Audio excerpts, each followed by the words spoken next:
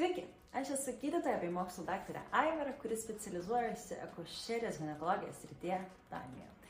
Noriu jums šiandien papasakoti apie spirales ir kaipgi išvengti to pačio dažniausio nepageidaujamo reiškinio tepliojimo. Taigi hormoninės spiralės dažniausiai pasirinkomės tuomet, kai moteris turi gausias menstruacijas arba skausmingas.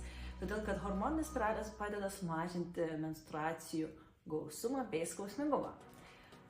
Tam, kad išvengtumėte to pačio dažniausio nepageidaujamo reiškinio kaip tepliojimas, ypatingai pirmaisiais mėnesiais, bet kartais pasireiškintis ir po to, dėl ko moteris dažnai ir atsisako spiralės, reikėtų, kad ji būtų įdėta tuo metu, kai jūsų gimdos gleivinė yra pati ploniausia ir taip tikrai galite išvengti tepliojimo. O kadagi gimdos gleivinė yra pati ploniausia? Tai vienas variantas, kai jūs turite menstruacijas ir maždaug 2-3 ciklo diena, kai gimdos gleivinė jau atsisluoksniuoja ir tuomet yra puikus metas eiti pas gydytoją, kad jums įdėtų spiralę. Kitas variantas yra žindant, net ir pilnai žindant, kas dar kol kas veikia kaip kontracepcija, bet ne 100%.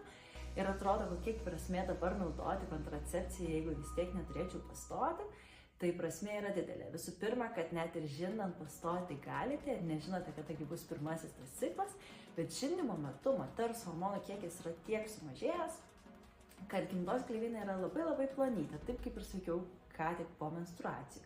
Taigi žindant yra taip pat puikus metas įdėti hormoninę spiralę. Ir dar vienas variantas, jeigu jums buvo atliktas abortas, tai yra chirurginis gimdos išvalymas, geras metas spiralę įdėti iš karto po tos procedūros jos metu. Ačiū, kad klausėte ir iki kitų pasimatymų.